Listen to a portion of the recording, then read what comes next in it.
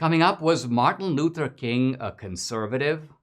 Kamala Harris's stolen virtue?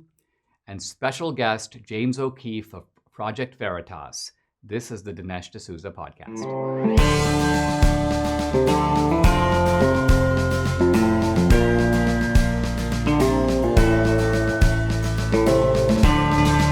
America needs this voice. The times are crazy. In a time of confusion, division, and lies, we need a brave voice of reason, understanding, and truth. This is the Dinesh D'Souza podcast.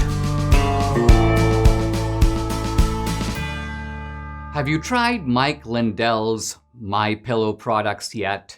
Mike Lindell has come out with the world's most comfortable bed sheets. He finally found the best cotton in the world in a region where the Sahara Desert, the Nile River, and the Mediterranean Sea all come together to create the ideal weather conditions for growing cotton. His new Giza Dream bed sheets are made with this long staple cotton, and he guarantees they will be the most comfortable sheets you'll ever own. The first night you sleep on these sheets, you'll never want to sleep on anything else.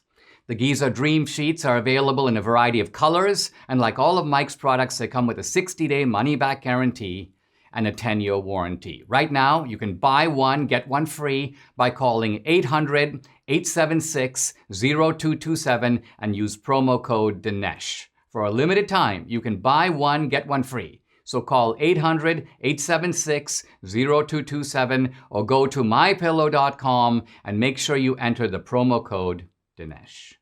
One of the most pervasive and disturbing features of modern contemporary political rhetoric is the seeming omnipresence today of double standards. These double standards we see glaringly on the left, and they concern pretty much all the critical issues that we deal with today. Here are a few examples. From the left's point of view, military presence in Washington, D.C. used to be very bad when Trump did it. Now, for the inauguration, it's become very good. Suddenly, we see all these fences popping up all over the Capitol. So the old mantra used to be, walls don't work. Suddenly, walls do work. They're amazing. It used to be, for the left, that lockdowns were absolutely necessary because the virus is out of control. And we have to take severe measures because this is a global pandemic, you know, Dinesh. Now, suddenly, in the upcoming Biden era, it's time to start opening things up. We can't keep things locked down forever. Sure, we've got to find ways to live with the virus, you know. Violence. Violence used to be permissible. What violence? There's only a very moderate amount of violence going on here. These are mostly peaceful protests. What's a little violence to spice things up? Now, with the takeover of the Capitol, violence is unacceptable. Violence is insurgency. Round up the violent people right away, even if they're just a few people. Let's go get them. Riots. From the left's point of view, when BLM and Antifa were doing it, riots are the language of the unheard. Now suddenly, riots are a form of domestic terrorism. And finally, cops. It used to be that cops are bad. Not just this cop or that cop, all cops. Defund the police. Now suddenly, with the police involvement in the Capitol Hill takeover, suddenly, honor our men and women in blue. Now, how can any intelligent person fail to see the shocking hypocrisy, the shocking double standards here?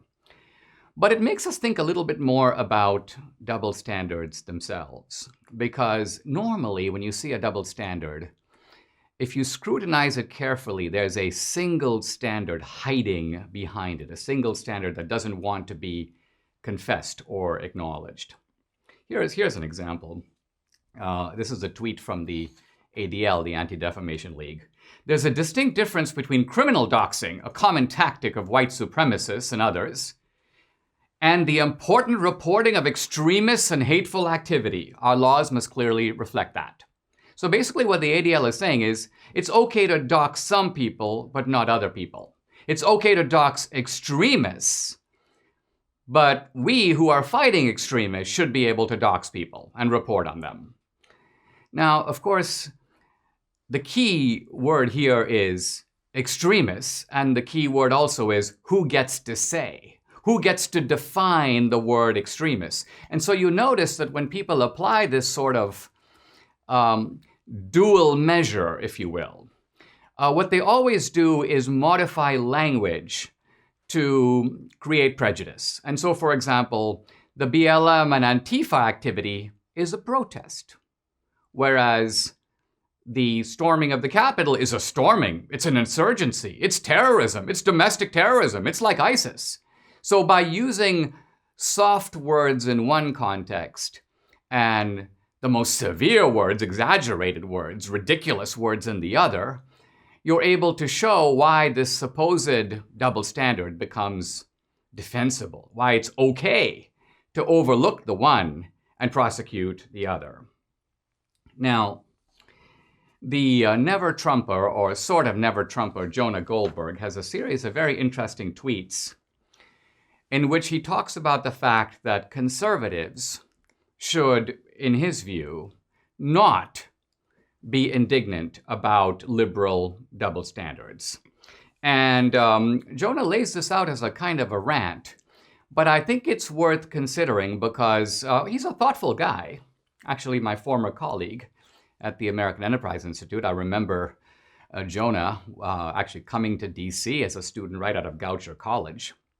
When he first came to AEI, he was basically running the coffee machine and the copier. But he went on to write an important book, Liberal Fascism, and now he's the editor of a website, and he's also kind of a commentator from the anti-Trump angle or point of view. And so Jonah's argument is this. Basically, he says that conservatives should be the people of higher standards.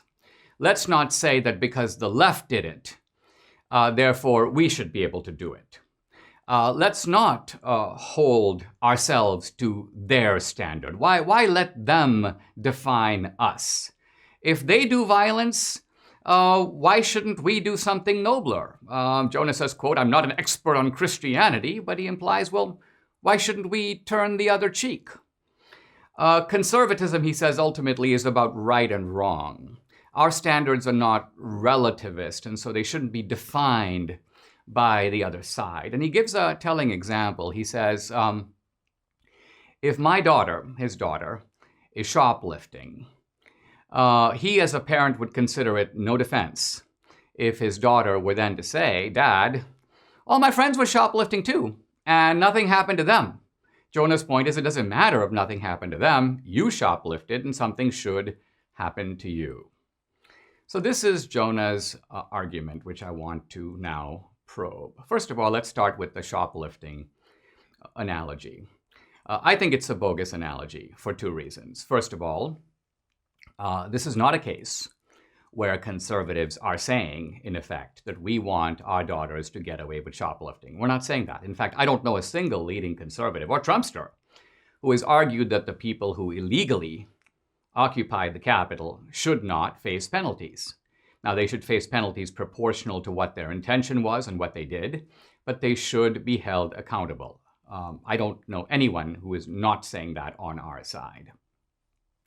So, it is not unreasonable then to say, just to modify Jonah's analogy somewhat further, if my daughter were shoplifting or his daughter were shoplifting, and they were hauled up on charges, and then they were accused not of being shoplifters, but domestic terrorists, and someone wanted to prevent them from going to college ever or getting a job ever, wanted to lock them up, let's just say for 10 years, wanted to classify them as domestic terrorists and not let your daughter, Jonah, or mine, fly on an airplane.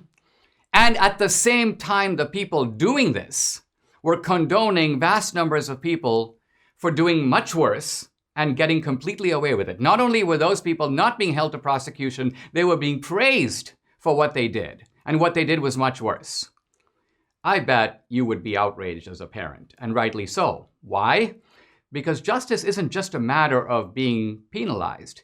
You should be penalized proportional to what you did. You should be penalized in such a way that other people who did the same thing are also held accountable. Otherwise, the whole concept of equal rights under the law and equal standard of justice, the very meaning of the equality provision of the 14th Amendment, totally collapses. But here's a deeper reason why I think the analogy is flawed, and that is, this is not a case of a bunch of people shoplifting together. This is more like a fight in which we step into the ring against an adversary, and we are fighting according to the rules of boxing, and suddenly they kick us in the face. In other words, they go MMA. They use mixed martial arts. Now, we then say, wait a minute, this is unfair. You're changing the rules of the game. You're applying one set of rules to yourself in which you're allowed to do more violent things, more lawless things, and we are supposed to do nothing in return, play by the rules of the game. Well, obviously, if we accept that standard, we would lose most, if not all, our fights. So Jonah's counsel of virtue is actually a counsel of defeat. It's a guarantee for our side to lose all our fights. Let's say a word about Christianity and this idea of turning the other cheek. First of all, if you look at the example of Christ, he doesn't always turn the other cheek. When the soldiers come to get him, and one of them, by the way, hits him, strikes him with a spear, Jesus doesn't say, hey, wow, you got me. Here's my other cheek. Go get me again. He goes, why did you strike me? And what that tells you is that when you read phrases in the Bible, you have to read the text in context. Obviously, there are times when you turn the other cheek, and there are times when you don't. The political scientist Jeane Kirkpatrick, in an important essay in 1979 called Dictatorships and Double Standards, discussed this very issue of double standards and what their effect is. And I mention this because I know that Kirkpatrick is someone Jonah respects immensely. She's one of the icons of neoconservatism. But here was Kirkpatrick's point in a nutshell. It's this. We, America, she said, are allied with all these tin pot dictators, people like Pinochet in Chile, Marcos in the Philippines, the Shah of Iran, and these guys are bad guys. They do things that are wrong. They are, in a word, authoritarians.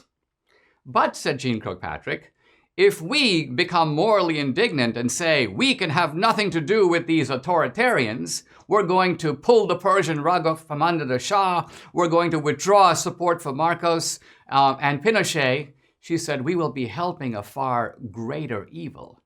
A totalitarian power, the Soviet Empire, stretching across multiple time zones.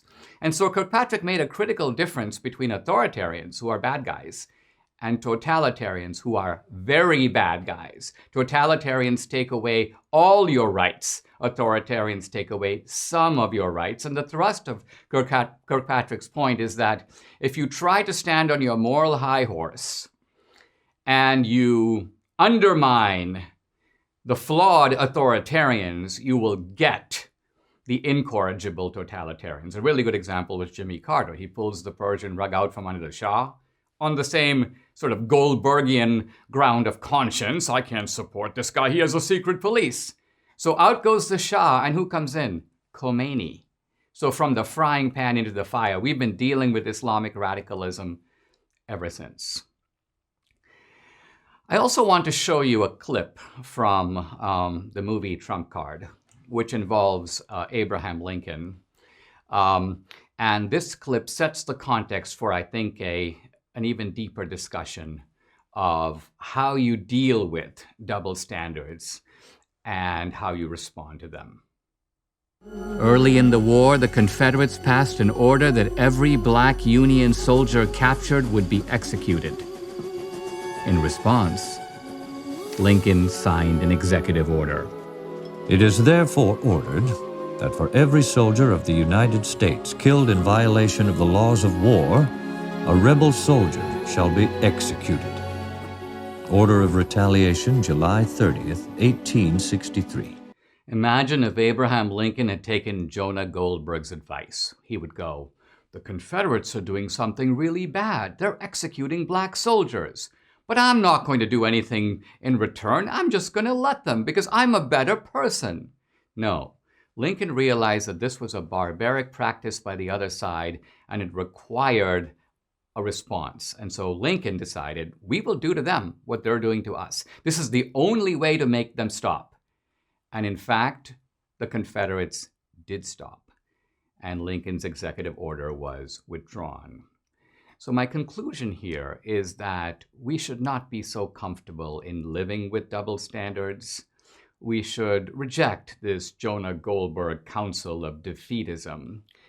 It is a strange type of virtue that always ensures the triumph of vice. Good should not be such a willing accomplice of evil. We'll be right back.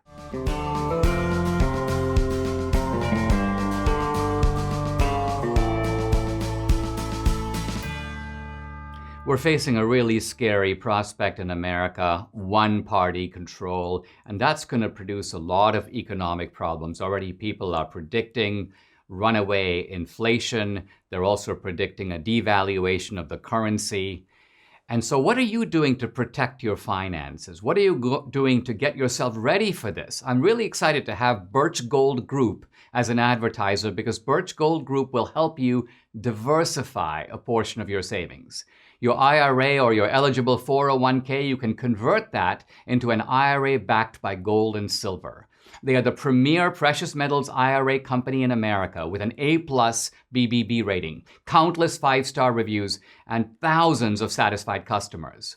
There's a tidal wave of inflation coming. Gold is your hedge. Text Dinesh to 484-848 for your free information kit on Precious Metals IRA, or to speak with the Birch Gold representative today. Time is running out, but you can protect your savings now, so text Dinesh to 484-848.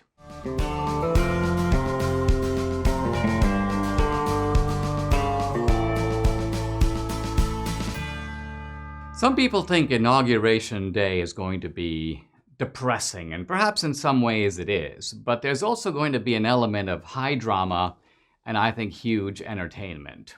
Why? Because the Sun King, you might say, is exiting the stage with a good deal of fanfare, and his replacement is basically a guy pulled out of an old folks' home. So it's going to be sort of a scene in which you've got fireworks, you've got a lighted night sky, and then the lights go out, and a stumbler and a mumbler comes on the stage. So here's a headline in the Daily Mail. Donald Trump plans to hold unprecedented military farewell event with 21-gun salute, color guard, and martial music when he boards Air Force One for Mar-a-Lago on the morning of Biden's inauguration. This is Trump being Trump. He's kind of going out with a bang. He's doing a massive up yours, and he's not going to the inauguration. I can hardly really blame him with the kind of accusations that have been made against him. Why would he want to go? Would you go to a family member's event if they had been saying those kinds of things about you? No, you wouldn't go. Trump is doing the normal thing. Now, true, the press is sort of going into its usual feigned outrage. Oh, this is unprecedented. Actually, it's not unprecedented. First of all, I'll give you the precedent. John Adams. In 1801, March 4th, 1801, John Adams, the sitting president, took a very early morning carriage and left Washington, D.C., heading back to Massachusetts. And he did this on the day of Jefferson's inauguration. He didn't greet Jefferson. He didn't go to the inauguration. He basically shrugged his shoulders and took off. Here's a little clip of that where you can see and get, I think, an emotional feel for the scene.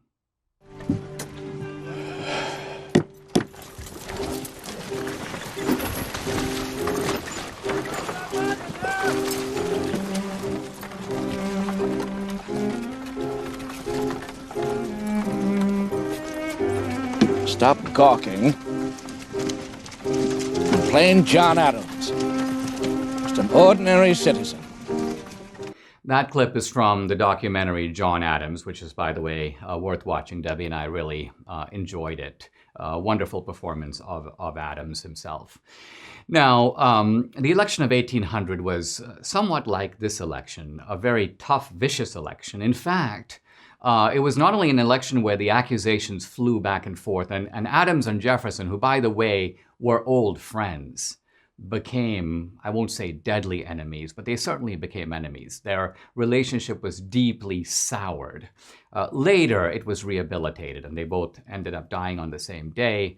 It's kind of a poignant and beautiful story. But the point I want to make is that the election of 1800 was the first time in human history where power peacefully transferred from one party to the other. Let's remember that although the Constitution was in force in 1789 and Washington was the first president, Washington served 2 terms. And then when Washington stepped down, Adams became the president, and he was the member of the same party. So there wasn't really a transfer of power. But after the bitter election of 1800, the Federalist Party lost, and the new party, Jefferson's party, the Democratic Republicans, came in. So this was a case of a genuine transfer of power. And to me, it's, looking back on it, what it tells us is that we've been here before. We've had vicious elections before. America will get through this. We can enjoy the inauguration festivities. We can take a little bit of historical distance. Don't get too freaked out. We'll live through it. We'll be right back.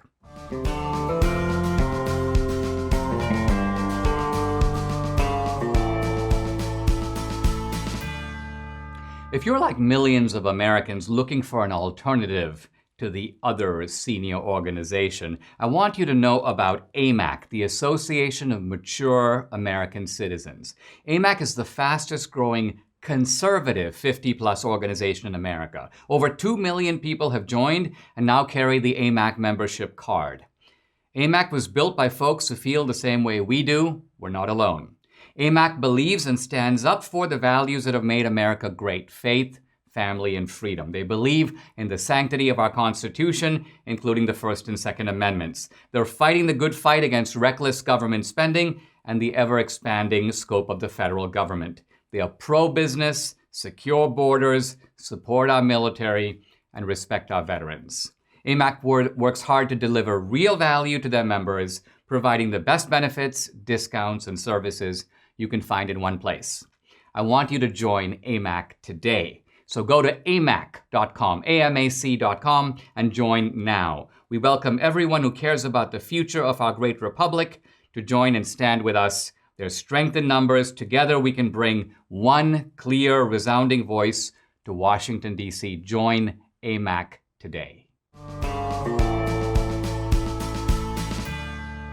I'd like to welcome to this podcast. We don't have a lot of guests, but I'm very pleased to have today a special guest, James O'Keefe from Project Veritas.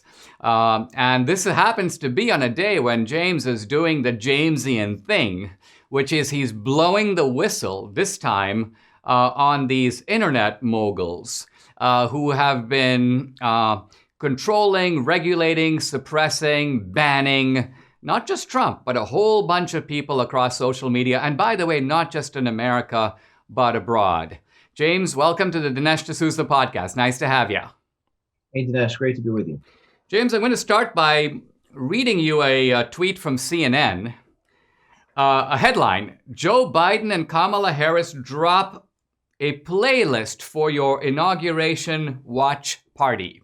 This is supposed to be news in the age of Biden and Harris. Reminds me a little bit about Obama, the way that you had this sort of, almost you could call it butt-kissing approach. There's no real critical scrutiny. Would you agree that we are moving into an age of, let's call it courtier journalism, where the journalist, far from being a check on power, becomes a kind of like the courtier in the French court? His job is to juggle, his job is to amuse the king, his job is to flatter the people in power. Is that what we're facing, and is that why we need people like you?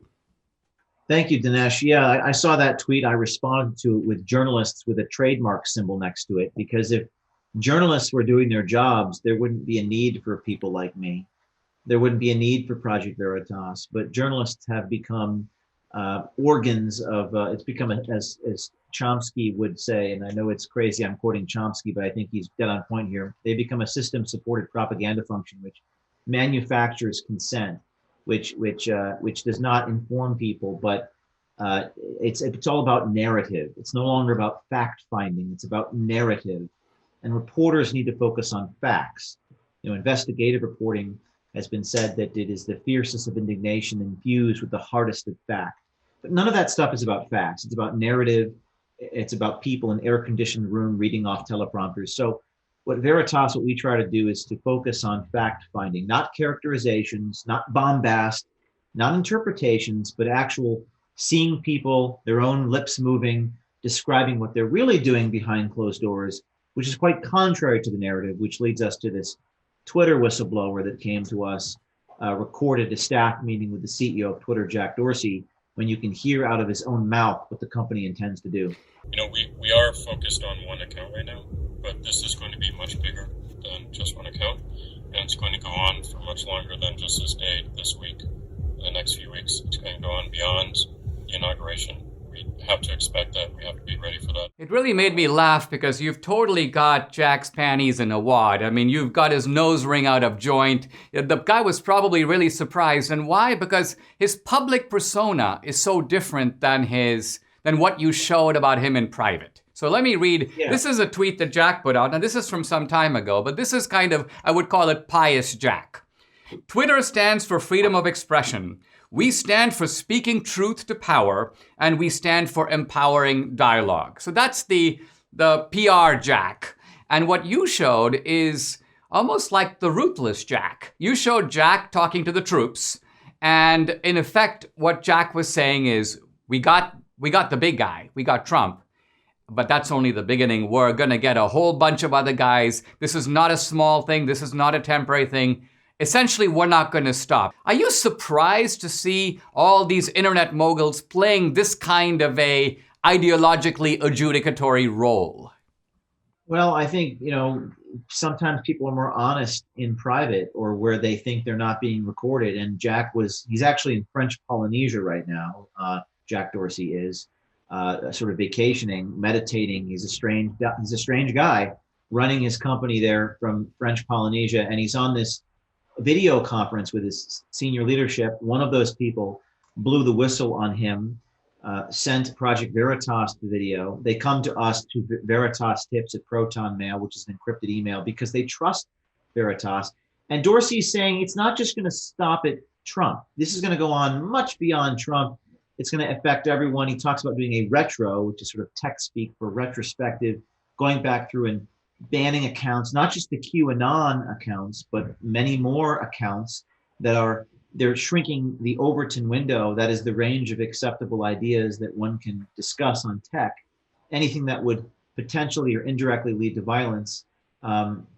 You also have this vice president of Twitter, woman named Vijaya Gadde. She's the one who leads the Orwellian sounding, quote, Trust and Safety Council. And Gadde is talking about the need to eliminate anything investigating like voter fraud that will lead to violence. So this is straight out of 1984. And I'm speaking as someone who, we actually caught people on tape in Texas and Minnesota, Dinesh, who actually were doing ballot harvesting. One of the people got arrested. They got arrested by the Attorney General of Texas for harvesting ballots against the law. But these tech people are saying, no, you can't, you shouldn't be allowed to publish that information because that might lead to violence. So you're seeing and hearing the people say these things absent their press releases. It's not through some, prism which can distort what they're saying to make it more bureaucratic. You actually hear them saying it on the video conference with all their staff. Thank God for these brave whistleblowers who are following their conscience here, Dinesh, and recording the tech executive. Let me zoom into this Vijaya Gadde character because she's an Indian of a very familiar type. I mentioned her on my podcast last week because she told this fabulous, and by fabulous I mean fabricated, story about how her father had to have meetings with the head of the Ku Klux Klan in her hometown so that he could continue with his business. And I basically said, hey, Vijaya Gadde, give me the name of your dad and his contact info if he's around. And the Klan leader, I'll verify to see see if this sort of story that you've told is true. I haven't heard from her since, and I don't think I'm going to be hearing from her because she knows and I know that this story is completely made up. But nevertheless, here's my point. I saw an interesting phrase from her, the clip that you put out today from Vijaya Gadde, and it uses the phrase potentially inflammatory content. So not just inflammatory content, but potentially inflammatory content. And of course, my question is this. I mean, I'm against censorship in general. I don't want to have really any of it. I recognize, of course, you can't shout fire in a crowded theater, but short of that, I don't think we need it. We shouldn't have it. It's bad. But it seems to me if one is going to try to impose these kinds of standards, potentially inflammatory content, you've got to clearly define what you mean by potentially inflammatory, and you've got to apply that standard in an even-handed way. So for example, when Joe Biden says something like, I want to take Trump behind my old high school gym and beat the hell out of him, isn't that potentially inflammatory? When Kamala Harris says the protesters and the arsonists are not going to stop and they shouldn't stop, isn't that potentially inflammatory? I mean, what I'm trying to get at is, are you indignant at the censorship itself, or are you more indignant at the double standards, the way in which these bogus criteria are applied? I mean, Dinesh, I'm glad you pointed that out. I have the transcript in front of me. Again, this is the quote. We decided to escalate our enforcement of the civic integrity policy and use a label that disabled engagements to stop the spread of potentially inflammatory content, which is content around election fraud. Let's take her at her word. She's saying that I'm a reporter and I expose voter fraud. There aren't many who do that. We actually caught a man in Minneapolis exchanging money for ballots. That's a federal felony. The FBI ought to prosecute it. They don't prosecute it. That if I'm reporting information about a man giving cash for a ballot, that could be potentially inflammatory. We're kind of beyond Orwell now. This is, as I've said to my staff, a Kafkaesque nightmare. We're denying our own eyes and ears. And what's remarkable is that I just want these people to be honest. People say they're private companies, James. They're private companies. I know they're private companies. And private companies ought to be investigated when they're lying to the people, when they have trillion-dollar market caps. And I think that Vijaya Gadde, I don't know if I'm pronouncing her name correctly, Vijaya Gadde, I think that in many regards, her Trust and Safety Council has more power than the United States Congress because they determine the ideas that we hear and see. So I just want, Dinesh, these people to be honest. I think they should be honest to their stakeholders, their stockholders. And I think there's going to be many more whistleblowers inside these companies are going to have a crisis of conscience. They're going to forego their $500,000 salaries for the public's right to know this information. And that's what we're trying to create at Veritas is more whistleblowers. Let me press you on this thing about I just want them to be honest, because I think that deep down you and I know that they're not going to be honest. Well, in other words, there is no conscience that we can appeal to. Hey guys, it's kind of like going to CNN and saying, I just want you to report the news fairly. These are people who are dug into an ideological narrative. Their careers depend upon advancing a narrative. So here's my point. The Republicans had a chance to withdraw the Section 230 protection. Maybe a slim chance, but they did have a chance. They didn't do it. Lindsey Graham said recently, I'm on it. I'm very indignant. I'm going to get on the case. I personally don't have a lot of hope that now, in the opposition, the Republicans will be able to do much. First of all, do you agree with that assessment that our legal remedies in terms of working through the legislative process at this point are basically nil? I mean, I adhere to the Charles Murray hypothesis, which is government is in such a state of sclerosis at this point. In the legislative, I mean, the Senate's tied 50-50 with Kamala Harris breaking that tie vote. I don't really view, I think the solutions have to be extra legal. Like some have said civil disobedience. I don't adhere to that. But I think journalism, I think exposure, I think holding Vijaya Gadde's feet to the fire by quoting her. These are her words, by the way, not my characterization of her, potentially inflammatory content. If we quote them, that is the only thing, Dinesh, that they fear. I do not think they fear the Congress. I do not think they fear the Biden administration. And frankly, I don't think they fear the Republican Party. You said once very poetically, the Republicans fear the humiliating power of the press more than they fear anything else, more than they fear their constituents. Republicans fear the Washington Post and CNN more than they fear the people that vote them in or out of office. Until you change that, you're never going to get the Section 230 thing implemented. You're never going to get the reforms. So I think it's a cultural problem. You're right. They have almost a religious sensibility to them, a dogma, a faith, these tech people. But I still think privately, Dinesh, the Vijaygadis of the world and her lieutenants, they will speak more candidly. And if we can get cameras on that and expose that, it might help wake people up a little bit. Well, I certainly agree that exposing them is critical. We need to know what's going on behind closed doors, and no one does that better than you. And this, to my mind, makes you one of the most important journalists in America. Now, I recently saw that Manuel Lopez Obrador, the Prime Minister of Mexico, makes a remarkable statement. He compares digital censorship to the Spanish Inquisition. He goes, how can a company act as if it were all powerful, omnipotent, as a sort of Spanish Inquisition on what is expressed? And Obrador says, I'm going to go round up Angela Merkel. I'm going to round up these other world leaders. Basically, I think what's going on, James, is this. It's one thing for the media and cohorts with the Biden administration to cheer internet censorship in America, right? But do you think for 1 minute that Modi in India is going to put up with that nonsense if they start banning him and banning people from his political party? Uganda recently shut down all of social media before an election precisely because they said, we're not going to turn over our elections to Mark Zuckerberg and Jack Dorsey. Why should these American twits run what happens in our country? So, in other words, is it possible that there could be an international revolt brewing against this kind of American, you may say, digital arrogance that's trying to set the terms of who reads and says what worldwide? Well, that's what Gotti is saying in today's video that we released, that she's taking this globally.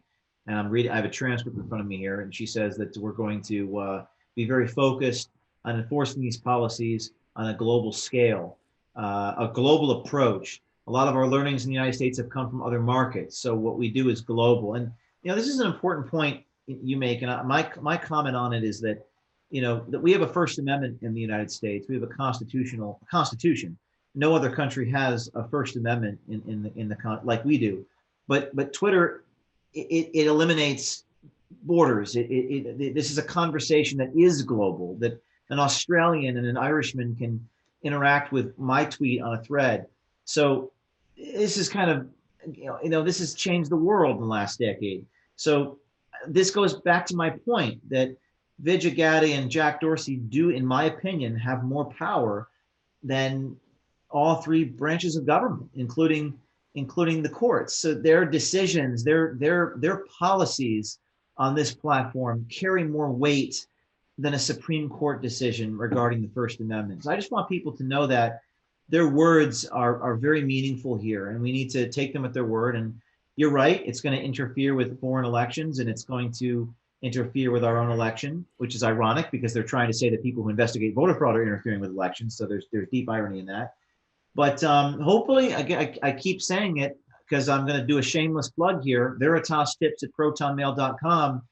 That's VERITAS tips at protonmail.com. We have seen over a dozen new whistleblowers in the last week, Dinesh, come to us.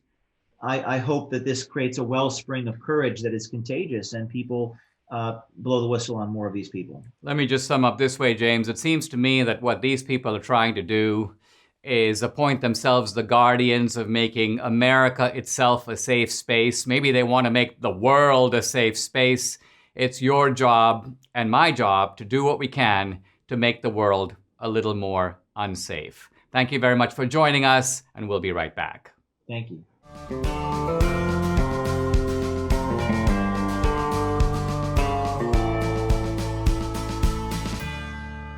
One of the deepest motives on the part of the left to suppress conservative voices is because of the fear of being ridiculed, the fear of being exposed. Many of these characters on the left, these pipsqueaks in power, are ridiculous figures. And the truth of it is they kind of know it. You can pick it up if you watch The Signal. So consider, for example, Kamala Harris, and that irritating cackle. The point of that is, I know I'm a fraud. And you know I'm a fraud. But let's both pretend that I'm not a fraud. But what Kamala Harris fears is people who can see through the charade and actually factually expose her fraudulence, her basic dishonesty of character. I'm not just talking about the fact she made a gaffe, she made a mistake. I'm talking about her distortion of basically who she is. So let's start with Kamala Harris's self-portrait, and this is from a recent interview that she did with Elle magazine. She basically told a story that she's been apparently telling for years. She's been telling it in her book. She's been telling it in various interviews. And here we have a clip of Kamala Harris telling this very same story to Jimmy Fallon.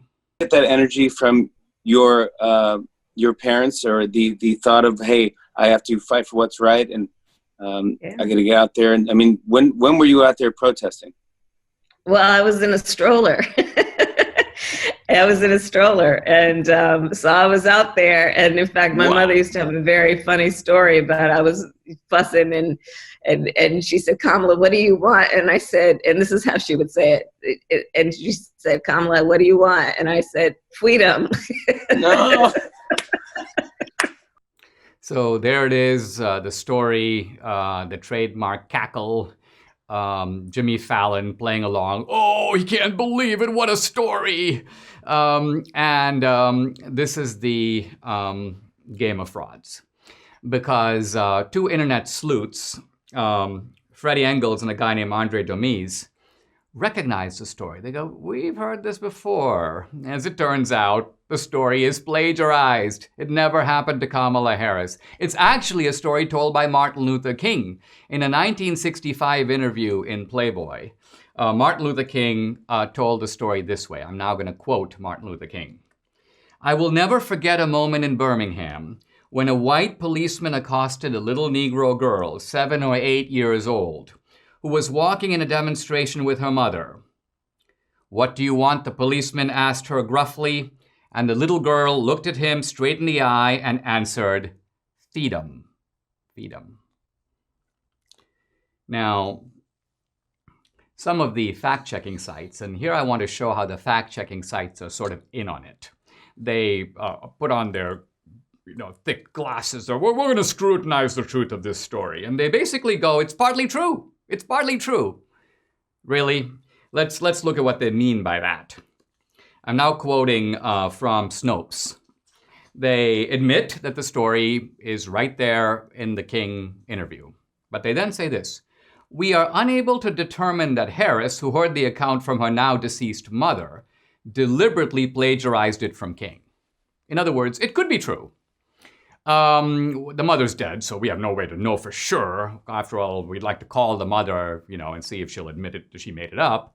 So this is how they cover up. They know that Kamala Harris made the story up. She lifted it right from King. But they are trying to cover for her. Now, let's ask the serious question. Is it possible that Kamala Harris is, in fact, the little girl in King's story? Could it be that he was referring to her? The answer, it turns out, is no. That's impossible. Why? First of all, King is being interviewed in 1965. He's talking about events that occurred earlier in Birmingham, and he's talking about a little girl who was 7 to 8 years old, obviously someone born in the 50s. When was Kamala Harris born? October of 1964. So the simple fact of the matter is she could not possibly be the girl in the story. So this is a made-up story, which raises the very interesting question, why would she make it up? And the answer is pretty obvious. She's making it up because she needs an artificial history, a fabricated history, to compensate for her real history. Here's Kamala Harris's real history. She is descended in a straight line from one of, if not the largest slave owner in Jamaica, a man named Donald Harris. Her father, Donald Harris, wrote an article in a Jamaican magazine saying that he, and therefore Kamala, are descended in a straight line from a large Jamaican slave owner, a man named Hamilton Brown, who owned 5 plantations and well over 100 slaves. So that's Kamala's real history. She's descended not from slaves, or not merely from slaves, but from slave owners. She doesn't want to admit this, of course, and she never has admitted it. And when I disclosed it, providing genealogical records and so on, it's really funny, but all the sort of liberal pundits like Nicole Hannah-Jones, who's, by the way, the author of the so-called New York Times 1619 Project, and Nicole Hannah-Jones jumps in and tweets, Dinesh, you got self-owned because, don't you know about rape on the plantation? The implication here, of course, is that, yeah, Kamala Harris may be descended from a slave owner, but he obviously raped some slave on the plantation, and that's Kamala's real history. The only problem with this is that Nicole Hannah-Jones was too lazy to look at the genealogical chart where she would see very clearly that this had nothing to do with plantation rape. The son of the slave owner, Hamilton Brown, who was also named Hamilton Brown, married a free colored woman named Jessie Ann Prince.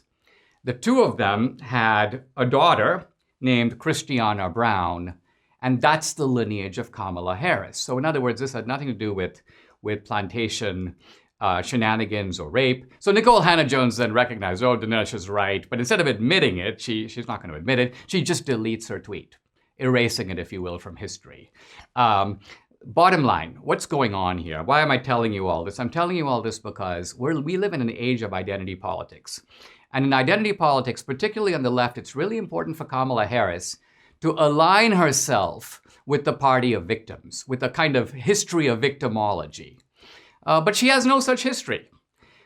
She's descended from the planter, not the field hand.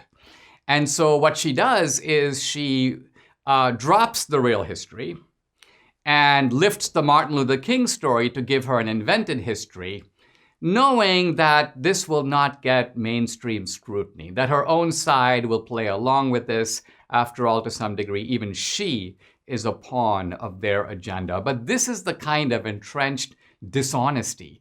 And notice who's involved here. Jimmy Fallon's involved, Kamala Harris is involved, Nicole Hannah-Jones is involved, Snopes is involved.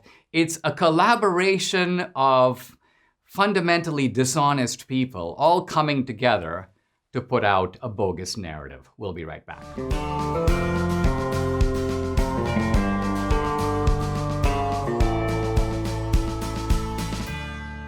If you're thinking of replacing your carpets due to stains and odors, you must try Genesis 950.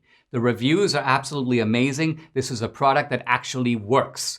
With water, it breaks down the bonds of stains and odors, so they are gone for good. Its antibacterial component removes pet odors from carpets and padding. It can be used in a carpet cleaning machine, and it's green, so it's safe for your family and pets. Genesis 950 is made in America.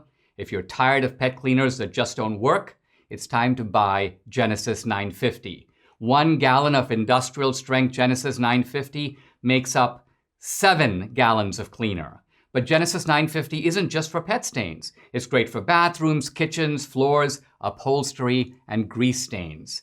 Consider Genesis 950 before purchasing new carpets. Genesis 950 has great customer service. Order 1 gallon direct at genesis950.com to receive a free spray bottle, free shipping, and a $10 coupon using code Dinesh. That's genesis950.com. The coupon is only available for 1 gallon purchase. Genesis 950. It's much cheaper than replacing your carpets.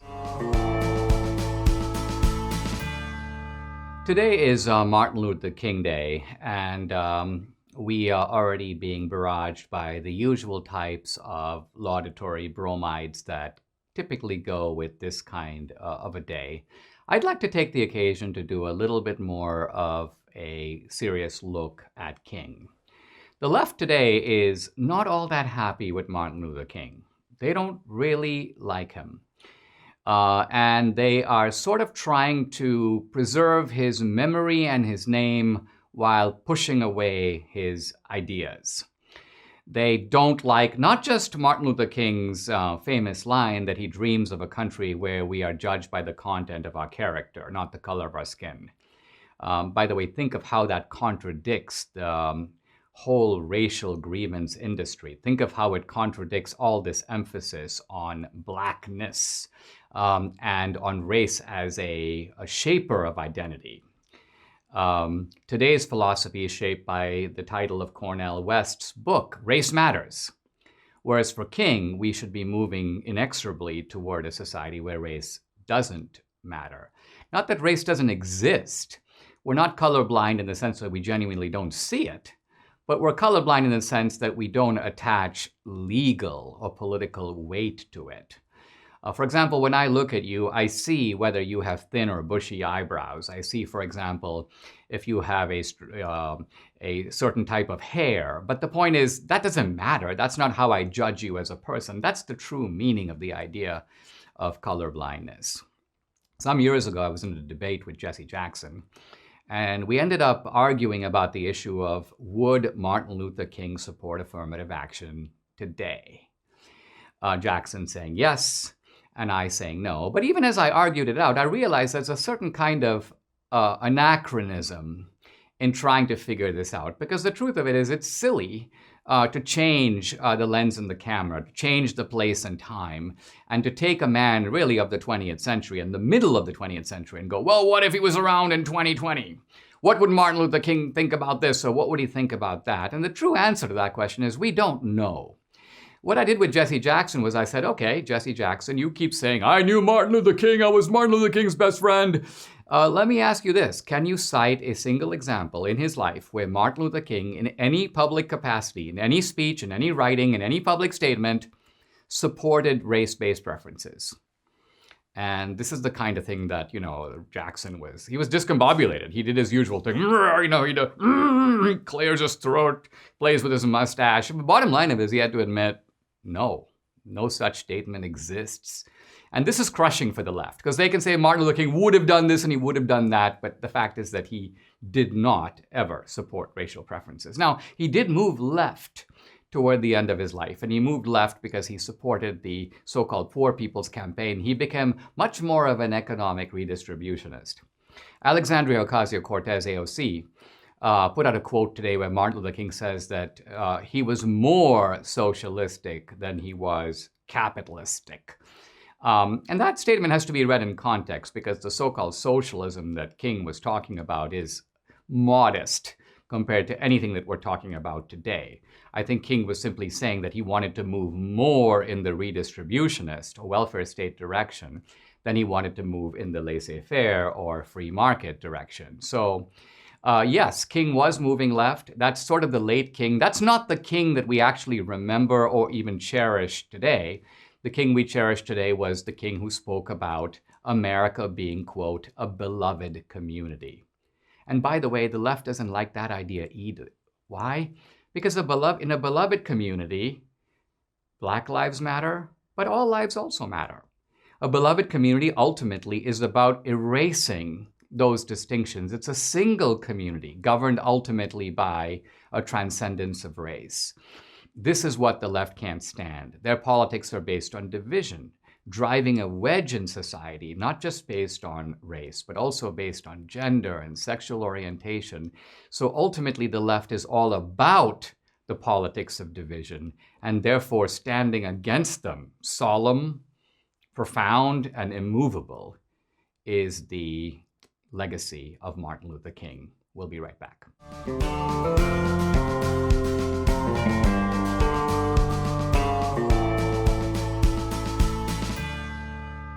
The other day, I got a text from Mike Lindell of MyPillow. He goes, Dinesh, you're my top salesman. You're selling tons of MyPillows. And I'm like, Mike, that is truly flattering. I've mostly thought of myself as a think tank guy and a movie maker and an intellectual, but I've now reached the pinnacle of my career. I am the top salesman of MyPillow. Guys, I'm joking about this, but let me tell you, I just got Mike Lindell's pajamas in the mail, and I'm pretty excited to get them on. They look amazing. They look fantastic. Everything that Mike does is really top-notch. And his pillows are, of course, his sort of trademark. You can get a queen-size premium MyPillow. It's $29.98, normally $69.98, so that's $40 off. King pillows are only $5 more. Mike Lindell is a real patriot. He's someone who's taken a lot of heat for his beliefs. And I think we should support Mike. But support him not just because he's on our side, but because he makes great stuff. He makes great pillows, and he makes great dream sheets, and he makes great mattress toppers, and he makes great towel sets. So go to mypillow.com, click on the radio listeners square, and use promo code Dinesh. You'll get deep discounts on all Mike's stuff.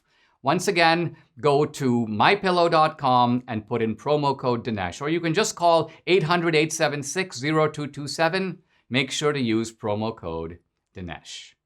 Was Martin Luther King a conservative? Now, here we have to make a distinction between conservative and Republican. I'm not saying that Martin Luther King was a Republican. He wasn't, but neither was he a Democrat. He was unaffiliated with both parties. I'm going to make the argument, however, that Martin Luther King was, in the very core meaning of the term, conservative. Let me start with the issue of whether he was a Republican. Now, Martin Luther King explicitly distanced himself from both parties. Here's a quote. I am not inextricably bound to either party. He never fully identified with either one. Now, he was pretty good friends with Nixon. I believe he voted for Kennedy in the '60 campaign. He certainly voted for LBJ, Lyndon Johnson, in '64. And he made some very nasty comments about Barry Goldwater. The reason for this is that Barry Goldwater had opposed the Civil Rights Act of 1964. Now, I think what makes this very tragic is Barry Goldwater was a libertarian. He opposed the act on libertarian grounds. He was not a racist. In fact, he was one of the co-founders of the Phoenix NAACP, the National Association for the Advancement of Colored People. He had helped to integrate the National Guard and the public schools in Arizona. But because Goldwater opposed the Civil Rights Act on libertarian grounds, he didn't think the government should be allowed to restrict private discrimination. Yes, the government could impose equal rights under the law on government functions, but the invasion into the private sector, he thought that was going too far. That was not the province of government. So King slanders him, I think, unfairly. And that's why many people think, here's smoking gun proof the King was never a Republican. Well, it's proof that he wasn't ever a Goldwater Republican.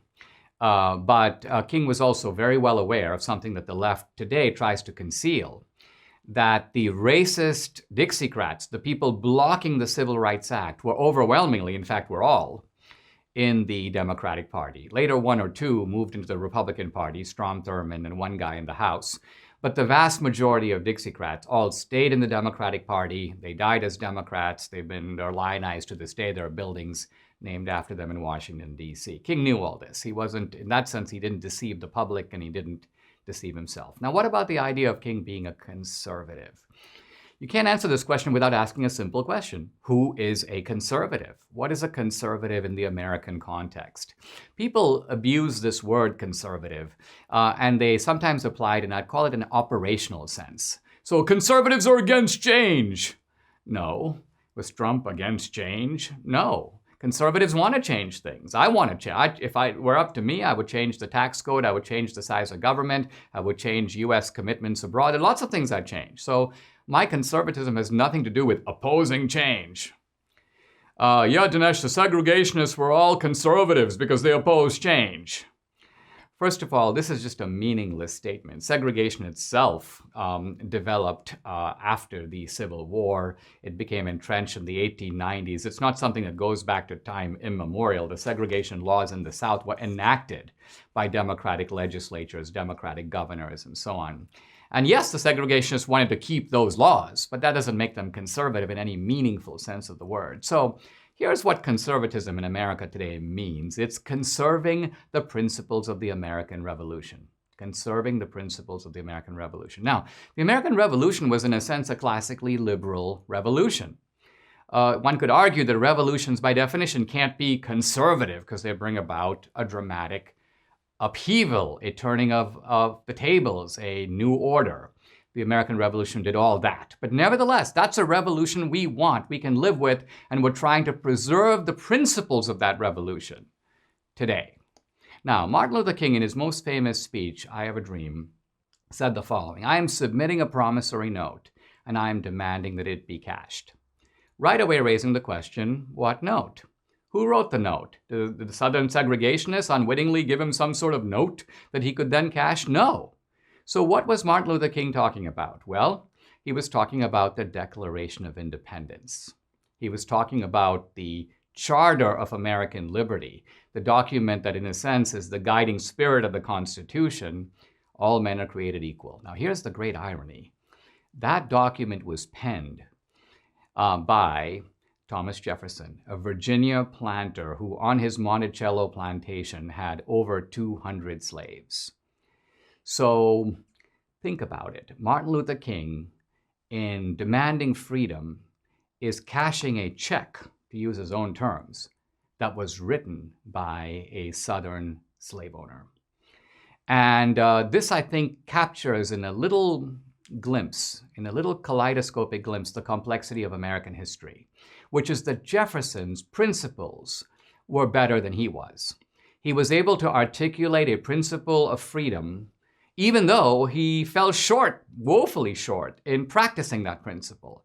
So when I say conservatism is about conserving the principles of the founding, we're talking about the principles of the founding, not the practices of the founders. And so King knew that. He made that distinction in his mind. He recognized, I don't have to embrace Jefferson's plantation habits.